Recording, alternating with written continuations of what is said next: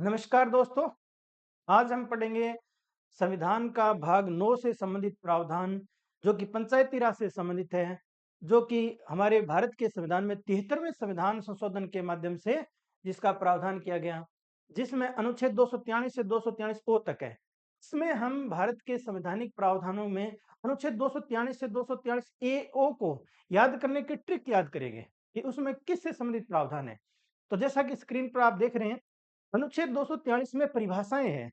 परिभाषाएं किससे संबंधित, यानी 73वें संविधान संशोधन से संबंधित जिला, ग्राम पंचायत, ये जो ग्राम सभा है, इनसे संबंधित जो परिभाषाएं हैं वो 243 ए में है, जो कि अपने आसानी से याद हो जाएगी। 243 ए में क्या है? ए का यहाँ आप इस प्रकार से याद करें, ए का मतलब असेंबली। तो असेंबली हमारे 73वें संविधान संशोधन से किसको जोड़ना है? असेंबली से। हम जोड़ेंगे ग्राम सभा से। किसको जोड़ेंगे? ग्राम सभा से। 243 ए यानी असेंबली यानी ग्राम सभा। 243 बी, बी का आप जो पहला अक्षर है, बी का मतलब बनाना, बनाना का मतलब गठन करना, बनाना का मतलब गठन करना। किसका? पंचायतों का गठन। तो 243 बी में यानी बनाना यानी गठन करना 243 बी में है। 243 सी में क्या है? सी का इंग्लिश का पहला अक्षर सी का मतलब पोजीशन, कंपोजिशन का मतलब संरचना, यानी पंचायतों की संरचना। पंचायतों की संरचना किसके अंदर है? 243 सी के अंदर। हम केवल अनुच्छेदों से संबंधित प्रावधान याद कर रहे हैं, डिटेल में हम किसी अन्य क्लास में देखें। 243 डी, डी का मतलब डिप्रेस्ड क्लास। डिप्रेस्ड क्लास यानी यहाँ आरक्षण से संबंधित बात है, तो डी का मतलब डिप्रेस्ड क्लास से जोड़ दिया। कई बार बच्चे ऐसे भी जोड़ लेते हैं कि डर्टी बात यानी आरक्षण की बात, तो इस प्रकार से भी आप इसको कर सकते हैं। तो डी का मतलब आरक्षण, डी का मतलब आरक्षण, डिप्रेस्ड क्लास यानी आरक्षण की बात 243 डी में। ई, ई कान वाला ई नहीं है, ईयर, ईयर की स्पेलिंग लिखनी है आपको, हाँ वाई जोड़ देना है, तो वाई ई आर, ईयर यानी वर्ष यानी कार्यकाल की बात। तो 243 ई में, 243 ई में कार्यकाल की बात है। 243 एफ में, एफ का मतलब फेल, फेल कौन होता है? अयोग्य। अयोग्यताओं संबंधित प्रावधान कौन सा है? 243 एफ में। अयोग्यताएं संबंधित प्रावधान कौन सा है? 243 एफ में। तो आपको इस तरह से याद हो जाएंगे। 243 जी, जी का मतलब ग्रेट पावर, तो यानी पंचायतों की शक्तियों संबंधी उल्लेख कौन सा है? तो जी में, यानी पावर के साथ आपको ग्रेट शब्द याद रखना है। पावर के साथ क्या याद रखना है? ग्रेट शब्द, यानी पावर का उल्लेख किसमें है? जी में, 243 जी में। उसके बाद 243 एच में क्या है? इसमें करों संबंधी प्रावधान है, तो आपको याद करना हाई टैक्स। क्या याद करना है? हाई टैक्स, यानी टैक्स संबंधी प्रावधान। टैक्स संबंधी प्रावधान किसमें है? एच में।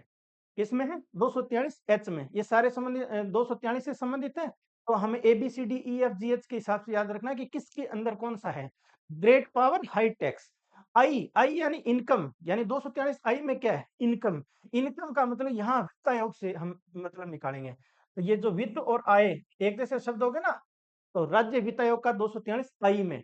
जे, जे को हम हिंदी की तरह लिखेंगे, जे का मतलब जांच, जे डबल ए, इस प्रकार से अपने लिखेंगे। तो किसकी जांच? यानी ऑडिटिंग, यानी 243 जे के अंदर ऑडिटिंग संबंधी प्रावधान है, जांच संबंधी है।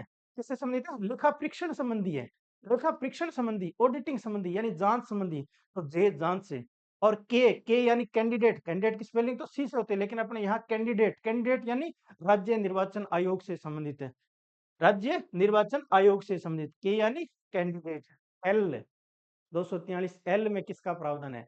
एल का मतलब यहाँ लैंड ऑफ यूटी से लेना, लैंड ऑफ यूटी, यानी इस संवैधानिक प्रावधान जो केंद्र शासित प्रदेशों में लागू होने संबंधित प्रावधान है, वो 243 एल में है, यानी लैंड ऑफ यूटी, यानी केंद्र शासित प्रदेशों पर किस तरह से प्रावधान लागू होंगे, उनके प्रावधान 243 एल में है। 243 एम, एम में यानी मिसिंग एरिया, यानी किन राज्य, किन क्षेत्रों में 243 के प्रावधान लागू नहीं होंगे, लागू नहीं होंगे, जिन क्षेत्रों पर प्रावधान लागू नहीं होंगे, तो वो एम यानी मिसिंग एरिया, किन में लागू नहीं होंगे, तो एम से आप मिसिंग एरिया से याद करेंगे। उसके बाद एन, एन को आप निरंतर, 243 एन निरंतर। जब संवैधानिक प्रावधान लागू हुए तो ये कहा गया कि राज्यों को 1 वर्ष की छूट दी गई, और जब तक 1 वर्ष की छूट है तब तक कौन से कानून लागू रहेंगे? पूर्व वाले कानून। तो एन फॉर निरंतर, एन फॉर निरंतर, यानी पूर्व कानूनों का निरंतर बने रहना, कब तक? 1 वर्ष तक। तो 243 एन फॉर निरंतर, एन फॉर निरंतर। उसके बाद 243 ओ, ओ का मतलब कोर्ट ऑर्डर, ओ का मतलब क्या है? Court order. ओ को हम ऑर्डर से ले आएंगे, ऑर्डर किसका, कोर्ट का ऑर्डर, यानी न्यायालय हस्तक्षेप नहीं करेगा। तो इस प्रकार से हमने 243 से लेके 243 ओ तक सारे प्रावधान एक साथ जाने।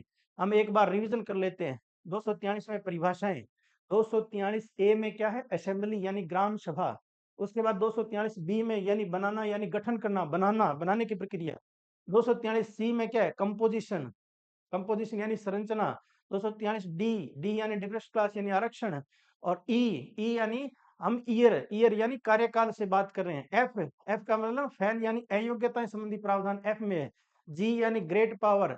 एच यानी हाई टैक्स यानी टैक्स का प्रावधान एच में, पावर का जी में। उसके बाद इनकम, इनकम का किसमें, आई यानी राज्य वित्त आयोग का प्रावधान किसमें, आई में। और जांच यानी ऑडिटिंग किसमें, जे में, जे में। कैंडिडेट यानी निर्वाचन आयोग का मतलब के में, 243 के में।